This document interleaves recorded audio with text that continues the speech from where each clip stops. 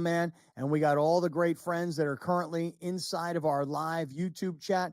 We got people on Twitter, Facebook, YouTube, SportsGrid TV, plastered all over the world, and channel 159 on SiriusXM. And by the way, I just got a text message. I know you guys are on the same text from Jason Lawhead. Shout out to Jay Law, who's driving around right now in Cleveland, Ohio, in a rental car where he's got SiriusXM and he's on channel 159 and he's shooting a video showing us SportsGrid Radio, Kaplan and crew. And then we could hear the audio of the conversation we just had with Mark Loretta. So shout out to Jay Law. Shout out to my mom and dad who are driving around in Tampa, Florida right now, because they're listening on SiriusXM channel 159. So no matter where you are, we are on every day live right here on SiriusXM on channel 159. Yeah, it's cool, man. Really cool. We ran out of time with Mark, but I just saw that the broadcast talked about what I wanted to ask him about when you were talking about Jackson Merrill and Paul Skeens. Yeah.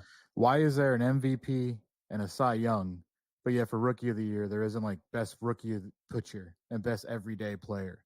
And I guess Don Ursillo was making the case like that should be a thing. It's a thing for the dudes that aren't rookies. Why isn't it a thing? And they even showed basically kind of what we talked about, like their stats are ridiculous, but one pitches every 5 days and one plays every day. Mm-hmm. You know, Jackson Merrill is not a name that if you're driving around right now on the East Coast and you don't pay attention to the Padres, like I don't pay attention to the Guardians, like I don't pay attention to the Mets, I don't pay attention to the Marlins. Baseball is a sport where you pay attention to your team and perhaps your division and your division rivals, right? And so I couldn't name a player on all those other teams. I couldn't tell you who their managers were. It's not how I follow baseball. So if you're driving around right now and you're on the East Coast and you go, Jackson Merrill, you guys, I don't even know who you're talking about. This is a kid who at 20 years old moved from shortstop to center field and made his debut in the major leagues this year for the Padres. And Alex, if you put up those numbers one more time, because again, a lot of people are going to hear this and go, I never heard of the guy before. But when you hear his numbers, I mean, he's averaging 288, which is, I guess, first amongst all rookies.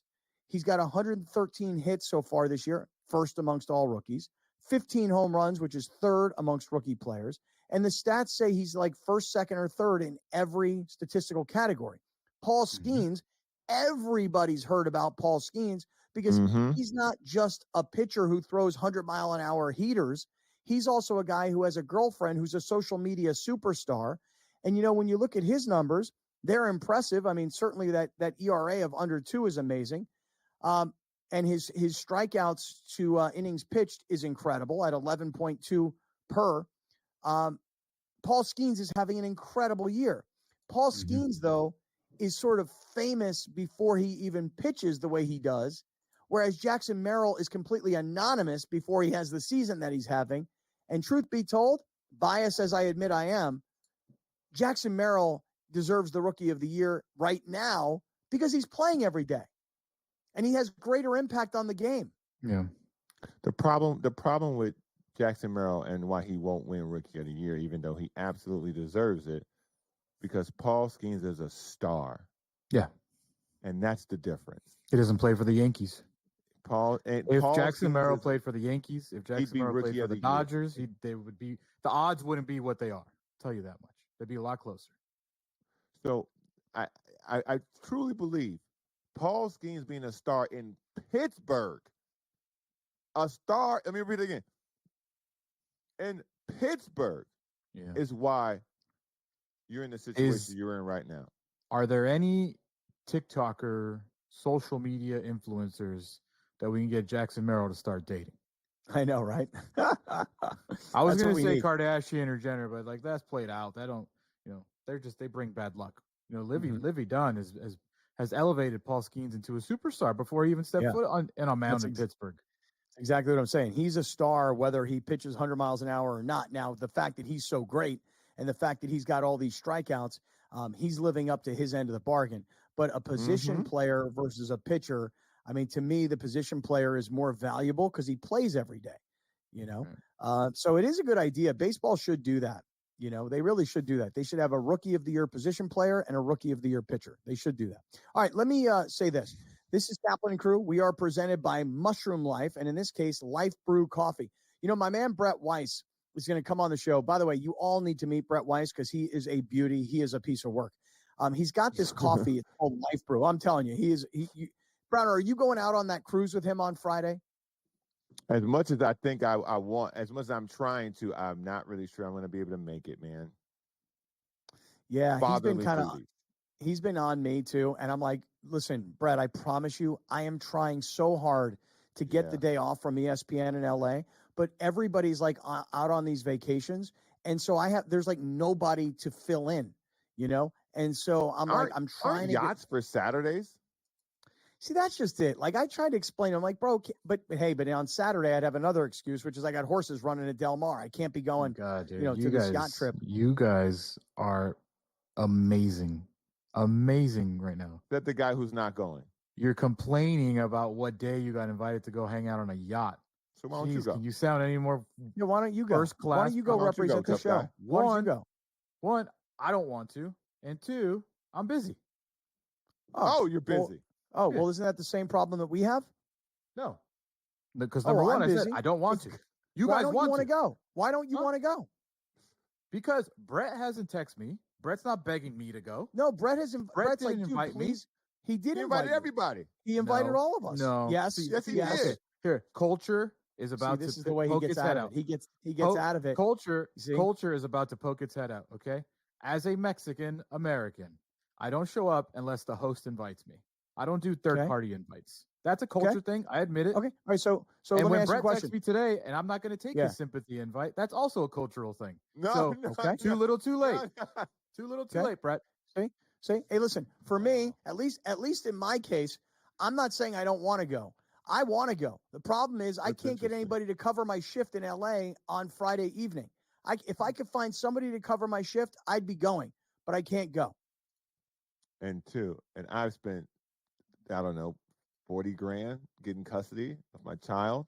So I can't, it's tough. All I said was you guys are ridiculously amazing that you're complaining about aren't yachts for Saturdays? Like that just sounded like if you heard yourself. You sound anyway. You got invited to hang out on a yacht, and you're like, it's not a Friday. So did you, but you don't want to take the invitation through third parties. And by the way, you don't want to go. I don't want your pity invite. Yeah, I don't want to go. That's very different than complaining about what day I got invited to go. You see, I feel you guys are being racist right now. Oh, we are. Yeah, we are. Wait, we're racist now. You're complaining. You're talking trash about my heritage and my culture. Oh, really? We are. I'm not being racist. I would never say I'm racist. Browner, I didn't know that Browner would go on the boat because I know he was worried he don't know how to swim. Now, is that racist? I don't think that's racist. That's stereotypical. Wow. Bringing out stereotypes now. Wow. That's playbook racism right there. This is the best ad for Life Brew Coffee of all time. Life Brew Coffee. You got the King Trumpet coffee. It's great for reducing inflammation in the body. Lion's Mane supports memory and focus and nerve regeneration.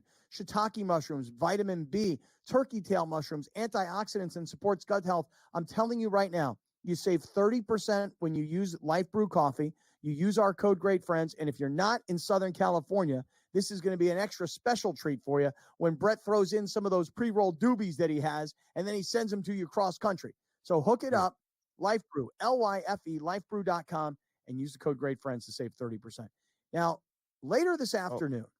By the way, the upper body strength of these women playing water polo is unbelievable. Oh, dude, I'm not watching water polo. I'm watching the women throw the shot put. Yeah. Dude, I say that the women's beach volleyball is like the sexiest sport, because I just love the little tiny bikinis and the super fit bodies. Uh-oh. Pervert. Dude, what do you mean pervert? Uh-oh. Uh-oh, what? Here comes something.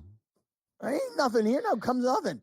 All right, stick around. We'll talk some Olympics and preseason football. Hang out.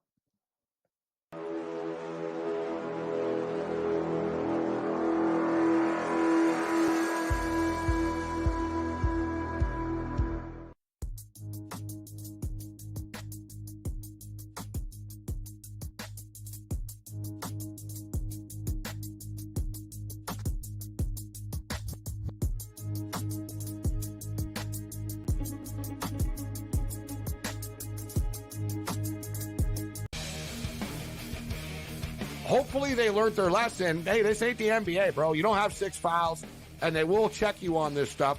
And Brooks has a reputation coming into this. You can tell the refs are watching him, and they were on him all the time. This was 10, 12 years ago. Canada playing Greece with that type of lead that they had. They probably would have mentally crumbled and lost that game to Greece by 3 or 4 points in the final minute of that ball game. Sports Rage Late Night, only on SportsGrid. What is the ceiling for this kid? Now that he's got the money, and we saw something click with him, what is the ceiling for a Jordan Love in this Green Bay team? Deepest pass target group in the National Football League. 2 stud tight ends. They're legit 5 deep at receiver, 7 bona fide pass target deals. Come on, man. This guy could be a stud. Top 5 quarterback. Game time decisions, only on SportsGrid. Say the under has the correct juice to the 6.5 win total for the New York Giants. It's a losing season. It's a bad season in the greater New York area. Is Brian Daboll and is Joe Shane back next year? As a Giants fan, what are you looking forward to? Absolutely nothing. You're hoping like the Yankees make a long enough run so you can forget about the Giants. The early line, only on SportsGrid.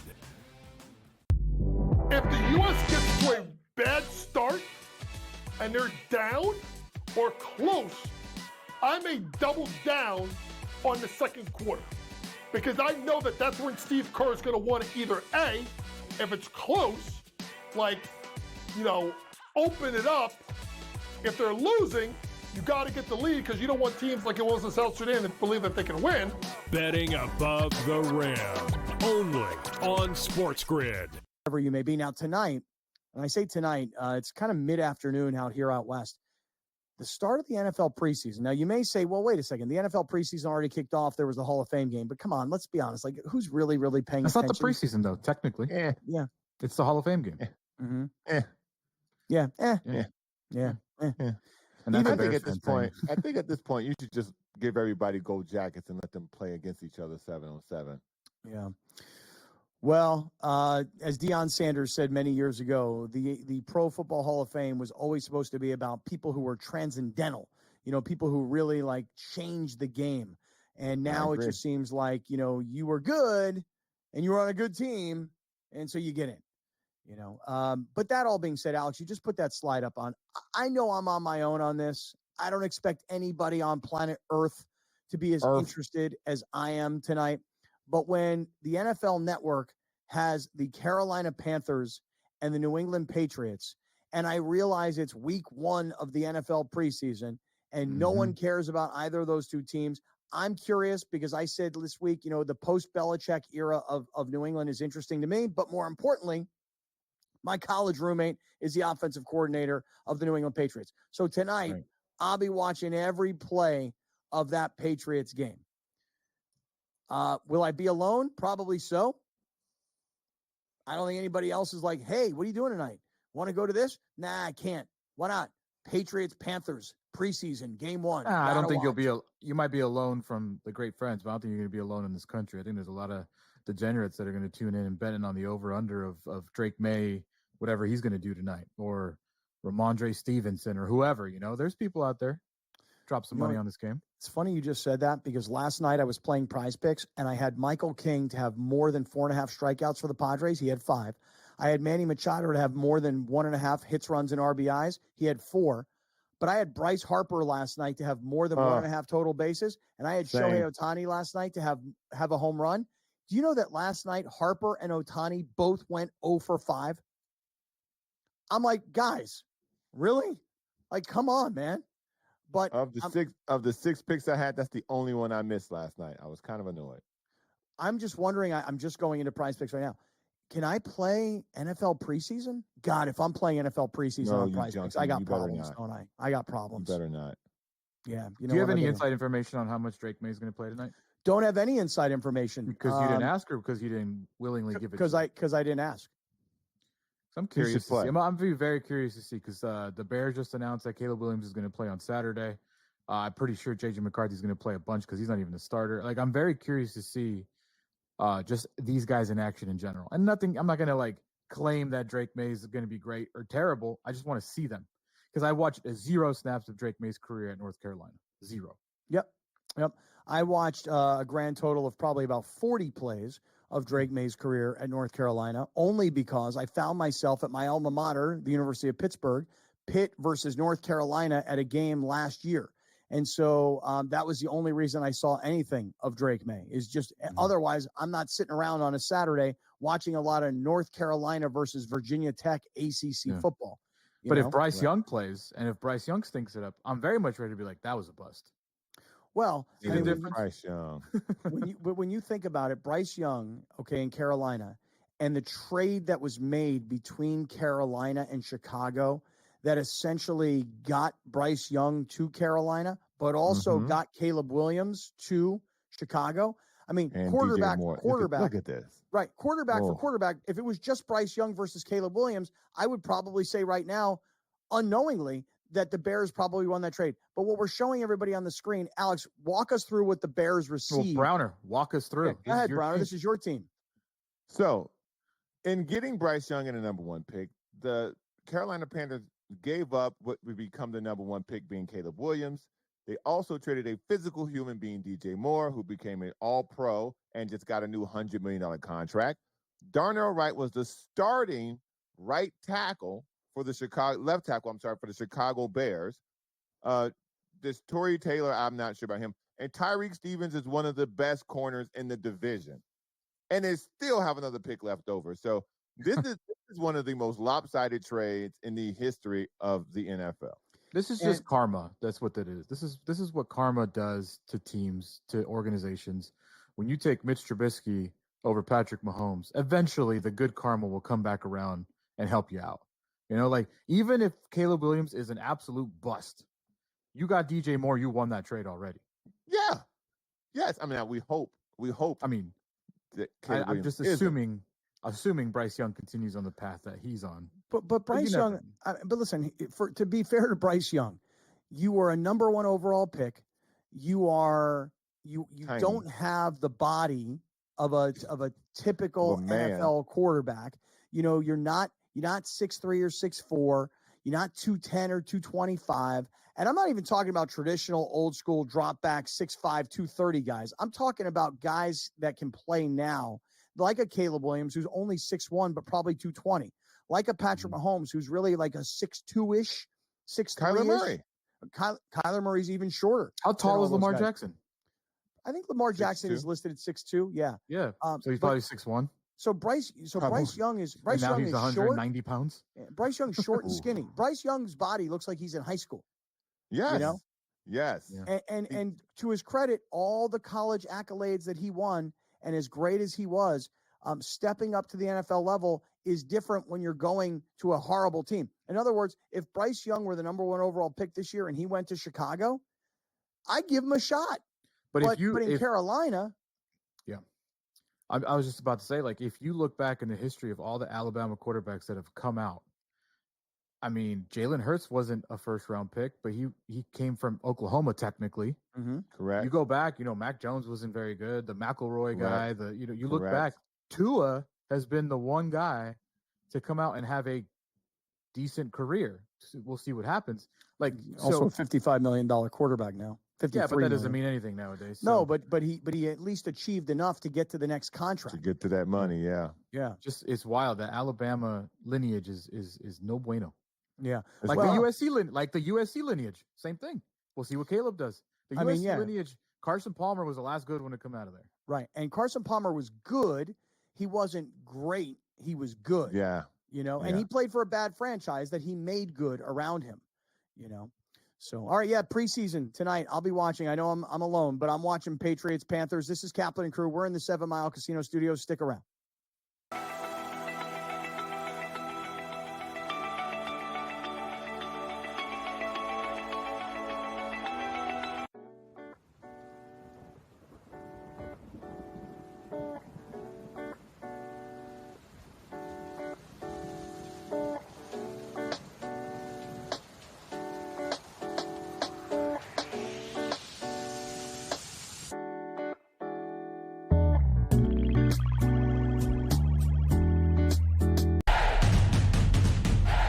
try and set the stage for what should be a great year of NFL action. There's a handful of teams that potentially can compete for a Super Bowl championship. Confusion and uncertainty this year more than some in the past. This team looks like it's ready to make a move, but we just don't know if it's bad or good this year. J.J. McCarthy is eventually going to take over, but it's like it's a no-lose situation for them. I mean, they suck. They were 7-10. Only on SportsGrid.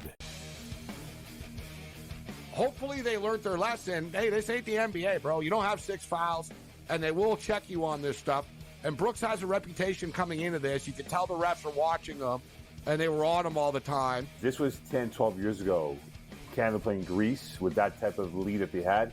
They probably would have mentally crumbled and lost that game to Greece by 3 or 4 points in the final minute of that ball game. Sports Rage Late Night. Only on SportsGrid. Say the under has the correct juice to the 6.5 win total for the New York Giants. It's a losing season. It's a bad season in the greater New York area. Is Brian Daboll and is Joe Shane back next year? As a Giants fan, what are you looking forward to? Absolutely nothing. You're hoping like the Yankees make a long enough run so you can forget about the Giants. The Early Line. Only on SportsGrid. The bottom of this field is a bunch of guys, quite frankly, that aren't on the tour, aren't on the DP tour, aren't on the Corn Ferry tour. You know, the top 25 or so in this field, I mean, you've got Rory, you've got Lowry, you've got Scheffler, you know, all 4 Americans, Minwoo Lee and Jason Day. And you go to Mito Pereira and Joaquin Neiman out of Chile. So, you know, it really is pretty deep. In-game live, prime time, only on SportsGrid.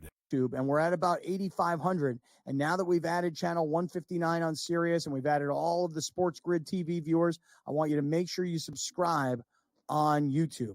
All right, Grande Brown Man.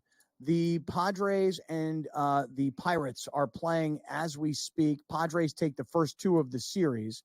And it was a 4-0 game in favor of San Diego. And I'm not going to be watching this game much longer because coming up in about 6 minutes from now, I'm flipping over to the Olympics because there's some big track and field stuff that's about to happen. Mm-hmm. Let's go live to Pittsburgh right now.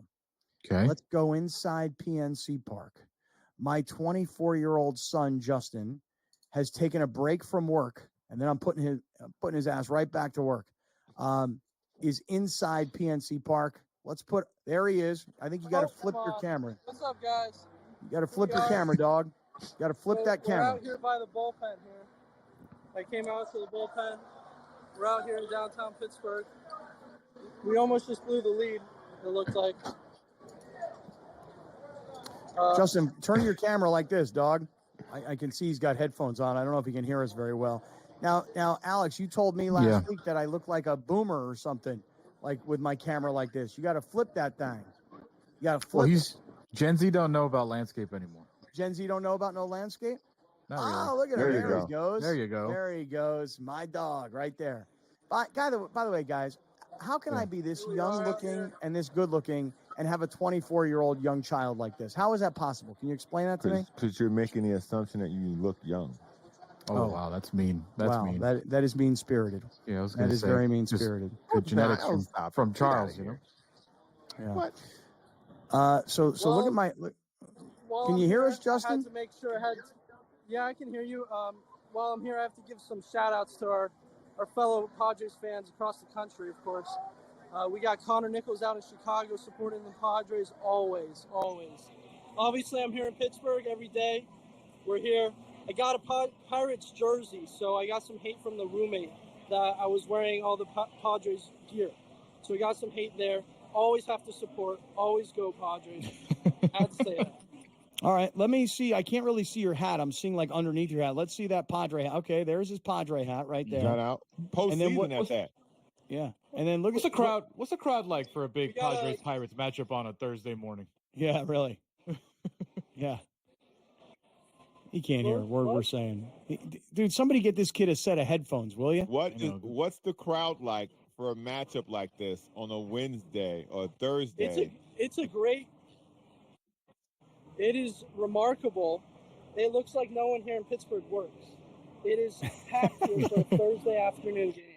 It is packed here more today than I was here 3 weeks ago for Phillies Pirates. It's insane. I've talked to so many Padres fans, been great. A lot of seen. Pirates fans, I would still say about 60%, but the Padres fans have shown up. It is pretty impressive how many people are here on a Thursday at 12:35.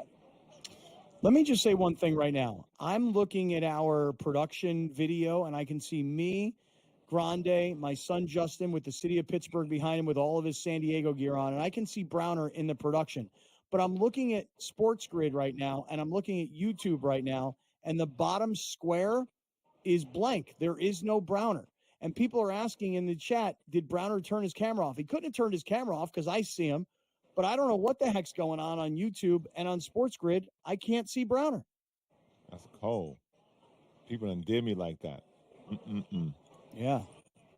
So, Justin, you've been walking around and you've been seeing a lot of Padre fans or Padre fans in Pittsburgh going, yo, go San Diego. Yeah, definitely. We were walking around. I actually sat with one for about 10 minutes. We were just sharing a table. He was from Philly. Didn't even grow up in San Diego, so it was an interesting conversation. And, of course, talked sided a little bit with him. But, oh, really? Yeah. All right. I've never heard Justin so animated in my life. What? He's always so chill. He's always so relaxed. But right now, he's just hyped, dude. It's a great day out here. You got all the blood flowing out here before the Padres blow it again. Blow it? Dude, they're on fire. They're playing the best baseball of your entire life.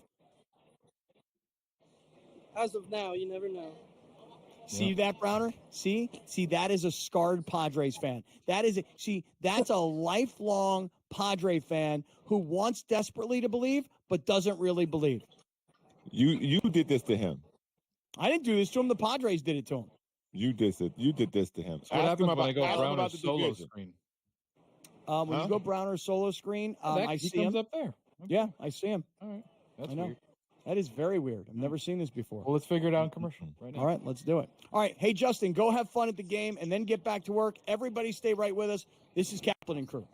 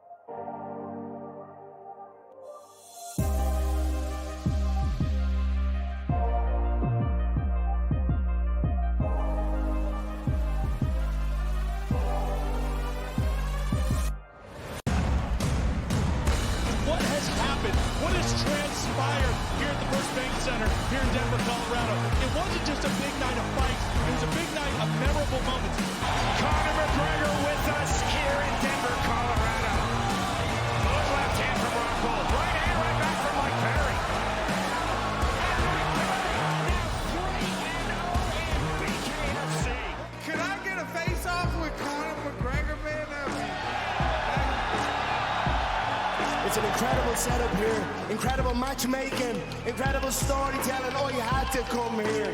All these fighters that step in here are warriors, and all have my respect. And I'm into this game, yeah. We'll be into this, yeah. And we are live here in the Maverick Center, here in Salt Lake City, Utah. Folks, what a night. It is going to be historic indeed for BKFC 56. Whoever's the king of violence right here, this is going to be a great fight. Harry on the top. Right hand from my very double champion. Who's the king of violence? I am! Combat fighting in its purest form, bare knuckle fighting in the city of angels. 80 seconds remaining. We've got the biggest announcement in the BKFC history we're about to make, so let's make that announcement. What's up, Knucklemania? The notorious Conor McGregor here. Ladies and gentlemen, the huge announcement that I have for you today. Conor McGregor, myself, and McGregor Sports and Entertainment is now an owner of Bare Knuckle Fighting Championship. Welcome to the big leagues. David Feldman, baby, we did it. He's now an owner of BKFC with us, and we're going to take this motherfucking thing all the way to the top now. I have turned from the Padres Pirates, and I am now on live coverage of the Olympics on NBC. And we are getting ready now for the 200-meter men's final. There are 3 Americans in the final. And, all right, Alex, before we get started here, Noah Lyles is the guy that has stolen the Olympics right now, the highlights of the Olympics. I mean, even more than Simone Biles, that 100-meter race that he just barely won. If you put that back up on the screen, Noah Lyles is the favorite to win the 200. Yeah, it's called the double. So if you win the 100, you win the 200. That's called the double. He is the favorite. American Kenneth, as you see on your screen right now, if you're watching, Kung Fu Kenny, he's the 3rd favorite, and Arian Knighton is the 4th favorite to win this race. But everybody very, very much expects, and Noah very much expects himself to win this race. But yet in the semifinal, he finished 2nd. But I felt like watching him, he wasn't like giving every last thing that he had. Like he was just happy to make it into the final. Should we say spoiler alert about what we're about to do right now? If you're going to watch tonight on primetime, we are about to spoil the heck out of this men's 200 final. Spoiler. Yeah, but you know what? I feel like with the Olympics being on live all day, I just feel like, people are watching it and then they're getting the replay at night. Here we go. The 200 men's meters final and 3 Americans. Here we go. Water polo's 8-8 if anyone cares. Who's here playing? Here comes Australia and the U.S. Okay, Noah I didn't know. In 3rd. Noah not looking good. No, he's Noah not looking good. Going to win. No, Noah he not is going to not. win. I mean, not even close. 3rd. Wow. Oh, I mean, it was close to being 2nd, but it was not. Oh my goodness. What's his brother's name from Botswana? Logo. Is that his name? He's the one that beat him in the semi. Yeah. And again, I thought like he was just the 2nd favorite. I didn't think he was giving his all in the semifinal. Wow. And I thought he was just happy to, just kind of make his way into the final. But this guy beat him, like legit beat him. Wasn't even close. Hey, man, if you run your mouth, boy, you got to back it up. At every time you get looking at him. Before, he didn't even look tired. Yeah. You run off at the mouth, you got to be on top of your game every time you go out there. All right, fastest man alive. Cool. Wow. And you know what's, here's the crazy thing. I know you guys didn't watch. I watched Sprint. The levels of confidence that he had for the 200 over the 100 was paramount. He called the 200 his wife and the 100 his mistress. Like I'm not even worried about the 200. And yeah, he did talk a lot like it was like an automatic, like he was going to win that thing, no problem. I don't want to hear about your asthma, bro. Don't get on TV talking about your asthma. Don't get on TV talking about your depression. Don't get on TV talking about none of that, bro. You got smoked. You talk a big one. You got to hold it when you don't win. Period. Yeah, and he's like he crossed the finish line, and he like collapsed, and now you got to play it up for the cameras now. Right. And then he got up, and it looked like he was kind of limping because I thought that he could have at least finished 2nd, and then it looked like to me at the end like he may have like yanked a hammy or something like right. I'm not saying for sure, but then listen, I get it. It's a 200-meter sprint. It would take me like 6 days to recover from that. For him, I'm surprised to see him like first he's down. Then he gets up. He looks kind of like he's limping. He asks for some water. Now he's down again, and he is breathing like he's never run in this kind of a race before. Other American dude, the Bednarik guy, he's walking around like no problem. Like he's not even breathing heavy. These are the most fit athletes on the planet that we have. End of story. After the 100, he didn't fall down like this when he won. Now he didn't win. Now there's a problem. Listen, I'm as American as they come, baby. But I'm telling you, as an American, if you don't win, you gotta own it. You gotta own it.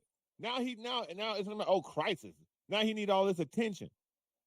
Come on, bro. Well, he was down. He got up. He went down again. He was drinking water, and then there were like 6 people like picking him up and taking him over to a bench. I mean, I'm just surprised that somebody who's in this kind of condition would be hurting this badly after a race. Now, if you watch him at the end, just because he never really, really threatens at all. Now, it gets close where I thought he could have stuck his chest out and possibly have gone for silver. But he I don't know. It almost looks like he kind of pulled up for some reason at the end. Or he looks out of gas. Could be. That's what it looks like to me. He looks out of gas. I mean, it wasn't. Well, I would say I've seen a lot of his 200s. I watched the World Championships. I watched the documentary, and they always talk about that final 100 is where he pulls away, and he just didn't. He looked like he was falling fairly far behind, if anything. His turn is not the thing. It's that final 100. So whether something happened or not, I mean, still got bronze. Yeah, but I mean, if the gold in the 100 was by like 1/1 billionth of a second, so he got that one. And well, I'm not. No. I'm not suggesting to you that that's a bad thing. I'm saying that if his fortune had turned and he'd gotten silver rather than gold in the 100, and he would have been a silver medalist in the 100 and a bronze medalist in the 200, he's walking out of the Olympics not real happy. I'm sure he's probably not that happy now because this was supposed to be his event. But he does walk out as a star with that gold unexpectedly in the 100. Nah, you ain't no star.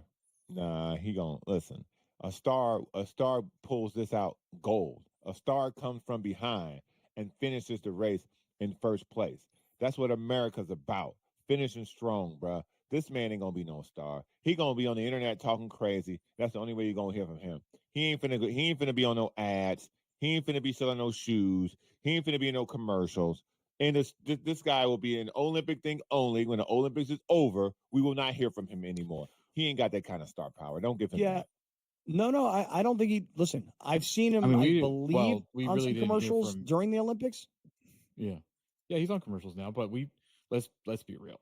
I mean, Michael Phelps went away when the Olympics went away too. So it's not like, and he was a star. He was like the biggest star.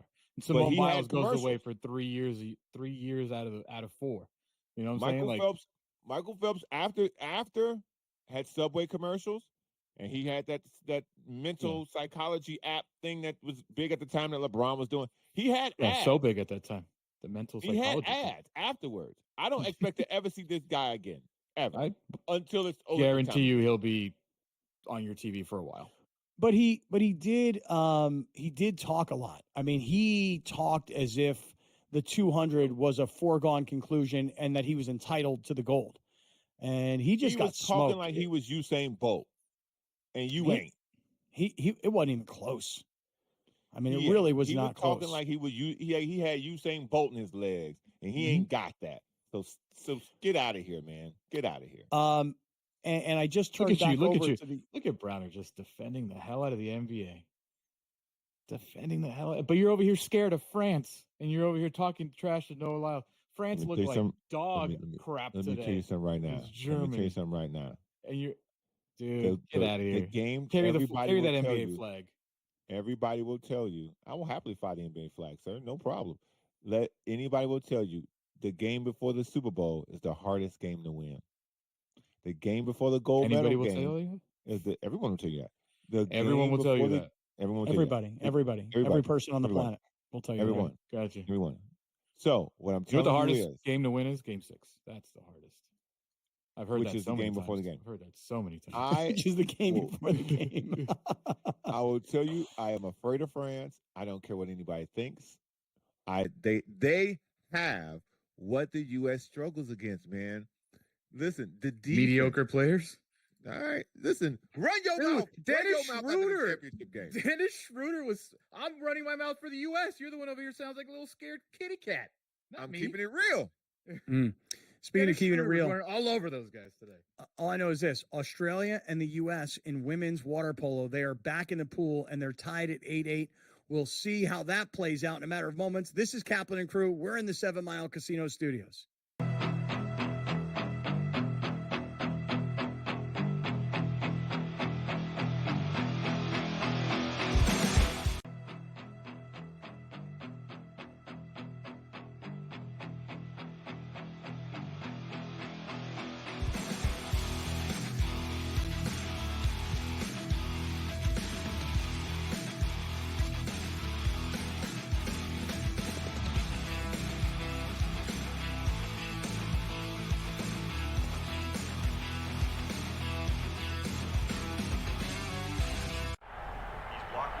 tries to cut through the middle. Oh! Your gut says Miami is going to win, and you should take the over.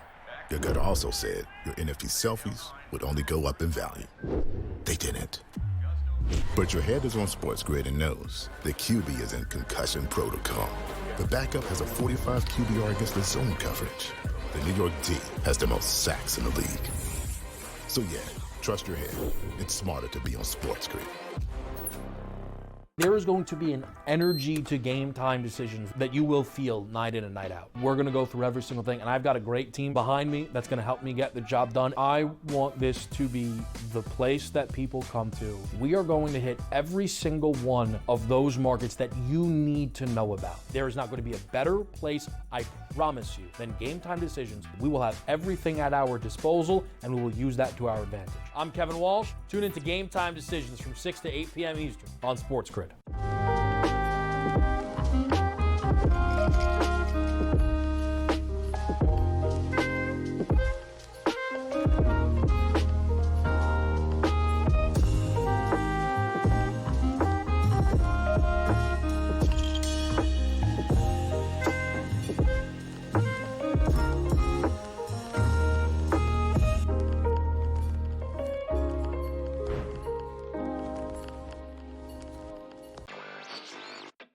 It just goes to show you how special this guy is, and I can't figure out why he doesn't cut through like the Tiger Woods of the world in that kind of dominant fashion in years past. He stepped up to the tee box on the 14th hole, and he was 60-1 to win that golf tournament.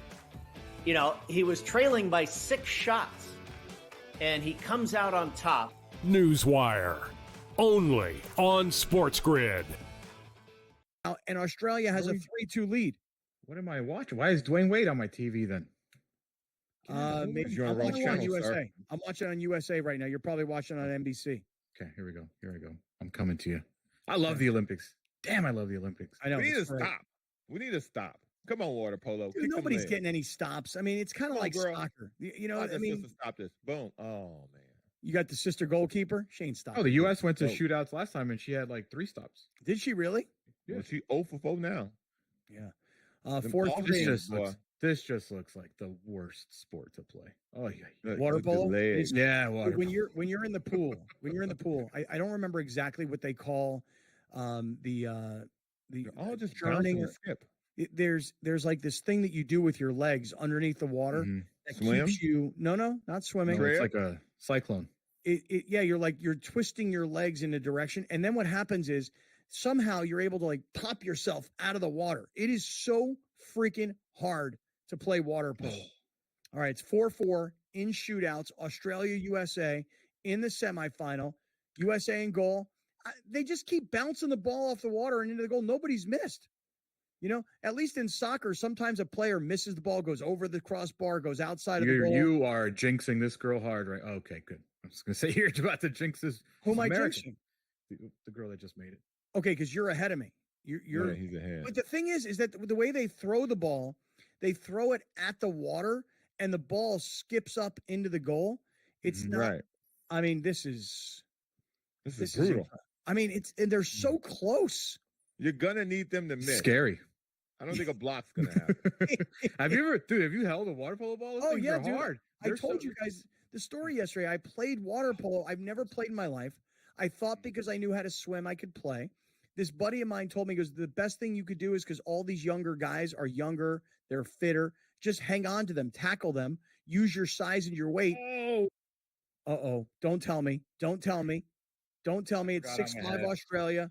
God, I'm ahead. Oh, my God. Oh, no. There's Noah, now this. Come on. It's a rough day. So the girl from the U.S. McLaughlin start running. She'll save us. The girl from the U.S. went to throw the ball in this water polo, shootout, and I couldn't really see. The ball hit the water. Did it go left, and did she miss the goal completely? She blocked it. I think she blocked it. All right, show me a replay here. By the way, all these Australian girls have their bathing suits going right up their tuchuses like they're wearing G-strings, like asses everywhere. What's the strategy on this? Why didn't she just come forward and hit it before it bounces? They kept throwing the bounce. Wow. Look how crushed we all are. Like none of us watch water polo, and then all of a sudden, like the U.S. loses in shootouts, and we're all like destroyed. We're crushed. Like we're emotionally. Dude, this is like swimming this is is. We're trying to catch China for that gold medal dub, man. China. So now the U.S. goes to the bronze medal match. Oh man, man, that's they brutal. try hard. That's brutal. Australia 14, U.S. 13. Can you show me the replay? Can I see how Australia won? You're so close between the thrower and the goal that you can't even see what's going on. And now back to the studio, really? That's why you got to come out and hit that thing for a bounce, bro. They kept using that bounce to their advantage. You know what? So on the other side, the Padres. Yeah, I'm rewinding. All this draft capital. I wouldn't even call them prospects. This draft capital to ensure their bullpen. Why is Yuki Matsui still in high leverage situations? He just gave up a home run. Pirates now have the lead. Oh my God! Now you're telling me why is Yuki Matsui still pitching in high leverage situations? I don't know. Is it time to start questioning the bullpen subs? I don't know, but here I am. I just rewound this whole Australia U.S. thing. The U.S. girl's about to shoot it, and I got to rewind it and see how she missed this goal. She threw. Oh, I think it did get hit by the goalkeeper from. But she came out. Australia. Yeah, I think the Australian keeper got her right hand on the ball. Yeah, she followed my strategy. She came out, hit that thing. Told you guys jinxed it. I know you did jinx it. Wow. All right, let me go back to this Padre game. Padres Pirates here, and also now losing. This day is taking a turn sports wise. It has. Pirates up 5-4, bottom of the 7th. It really has. It was a 4-0 Padre lead. I mean, Browner's so American. He was rooting against an American. No. Don't you do that. Don't you do that. Were you not rooting against Noah Lyles? I'm rooting for what we stand for as Americans, okay? Kung Fu came in second. Talk that trash and get that gold. Back why is that their brother's name up. Kung? Why they call him Kung Fu? Because he wears a headband every race. So that's Kung Fu? Like a karate man. Yeah. Karate man bruise on the inside. Kenny Bednarik. Yeah. The only other person I knew with that name was Chuck Bednarik. And I mean, that's like going into the annals of the NFL. You know, it's like the old school. You guys don't even know who Chuck Bednarik is. I don't even know what annals means. Yeah. Well, I may have just made the word up. So not really sure.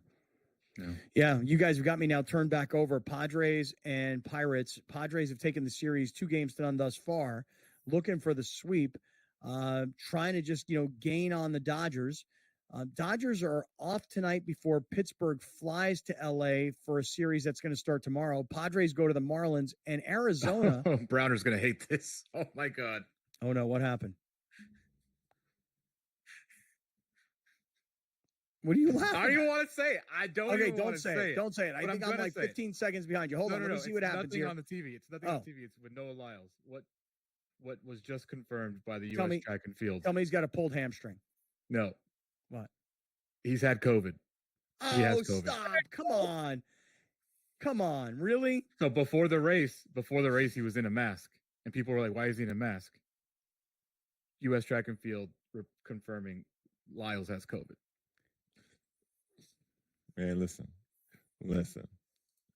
The level of excuses that I could see coming from this man as he pretends to fall on the ground. Oh, it's my hamstring. Oh, it's my arm. Oh, it's this. Bruh, stop it. You've been training for 3 years. Having COVID ain't gonna slow you down. Yeah, it is. Ass, bro. Come on, yeah, it is. I mean, if he really has COVID and he finishes third, that's damn impressive. He ain't got no COVID. He was just wearing the mask. He was wearing the mask before the race for no reason. Fake news. He ain't got no COVID. Fake news, All right, bro. hold on a second, everybody. Let's get to a Torrey Holistics highlight of the day. That is coming up next. This is Kaplan and crew. Oh, my God.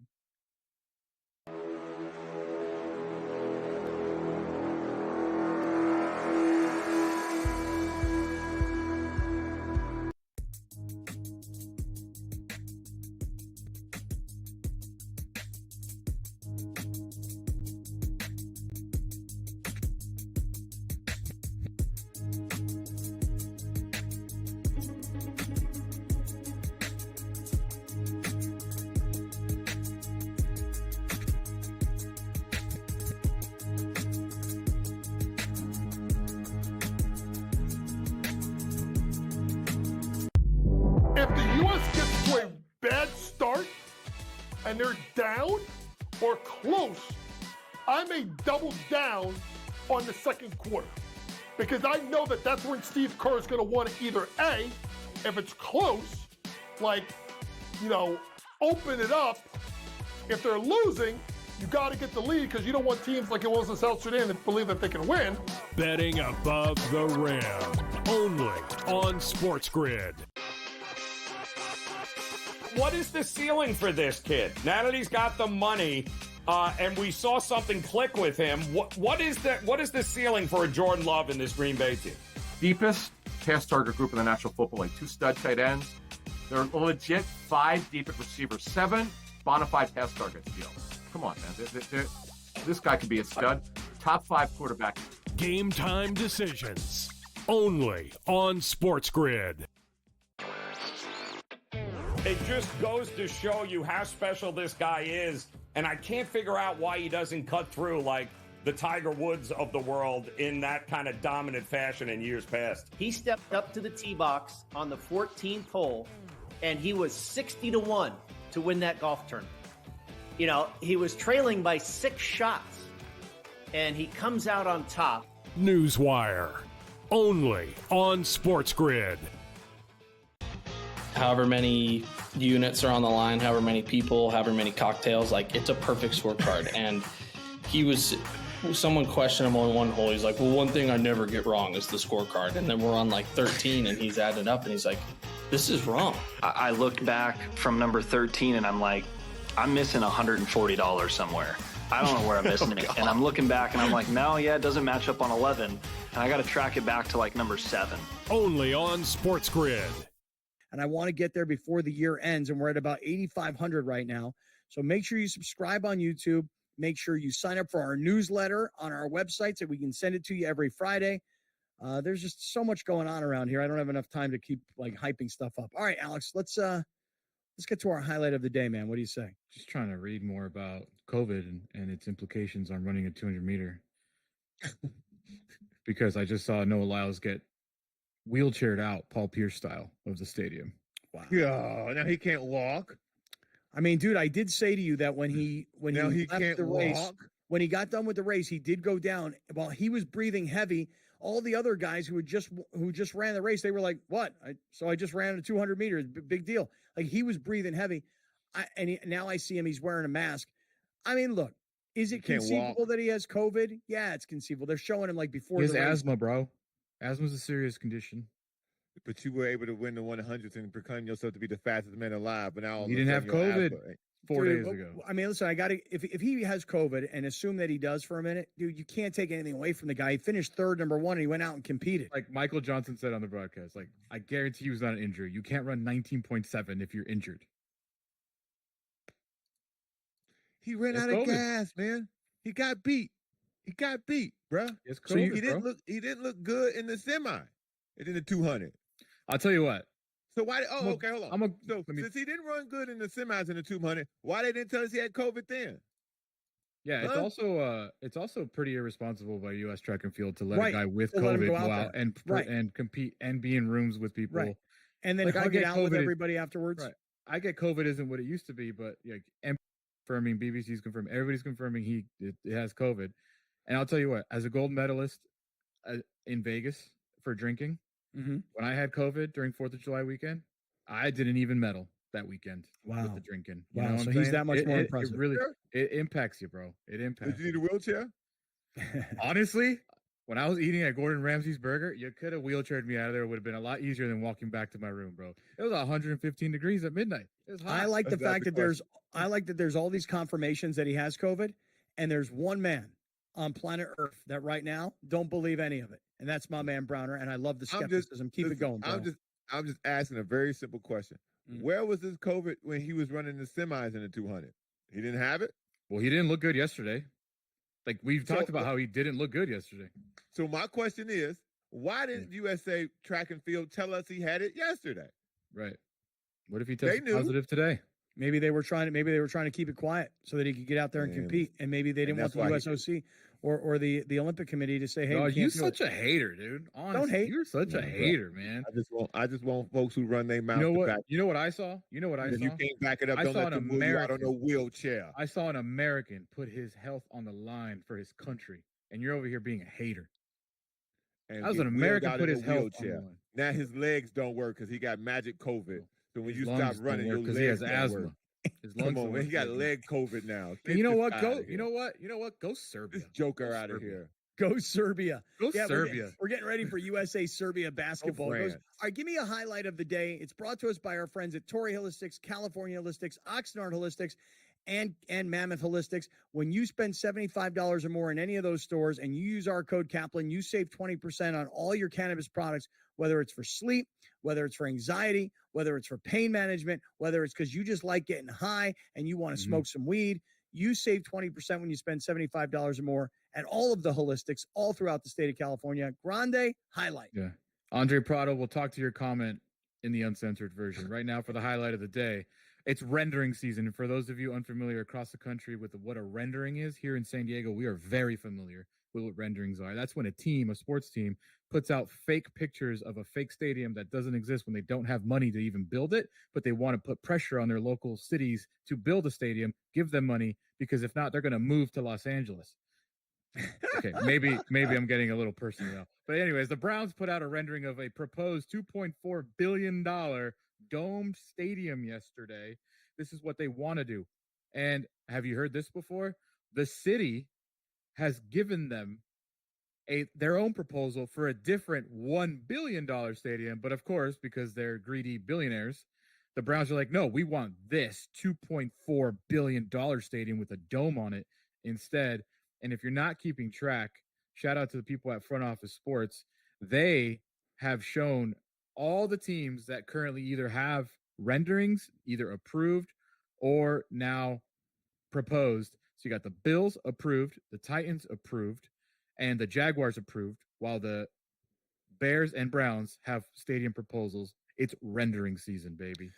Gotta say, I can tell you right now, the Bears $4 billion ain't getting approved. No, but I'll tell you this: Cleveland ain't losing a team for the second time, are they? Come on, no way. That'd be funny. Nah.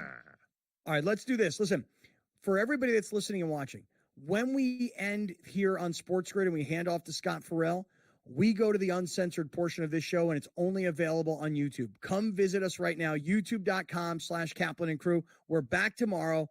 Peace out, everybody. We appreciate all of y'all.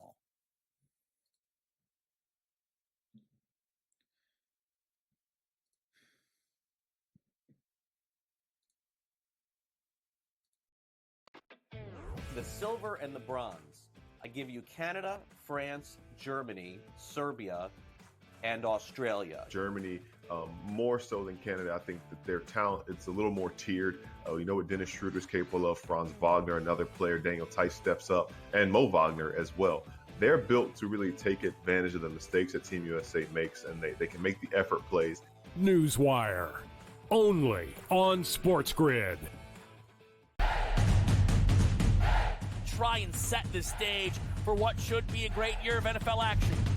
There's a handful of teams that potentially can compete for a Super Bowl championship. Confusion and uncertainty this year more than some in the past. This team looks like it's ready to make a move, but we just don't know if it's bad or good this year. J.J. McCarthy is eventually going to take over, but it's a no-lose situation for them. I mean, they suck. They were 7-10. Only on SportsGrid. That race for the Cy Young, pretty much as equally compelling and intriguing as the race for the wild card spots in the National League. And also keep in mind, this team doesn't pitch the entire season, so his ERA gets affected much, much more if he has a poor outing than, let's just say, Chris Sale or Zach Wheeler that's been there all season long. This would be a fun one to watch it play out, but the big loser last night were the Phillies and Zach Wheeler. The early line, only on SportsGrid. Hopefully they learned their lesson. Hey, this ain't the NBA, bro. You don't have 6 fouls, and they will check you on this stuff. And Brooks has a reputation coming into this. You can tell the refs are watching them, and they were on him all the time. This was 10, 12 years ago.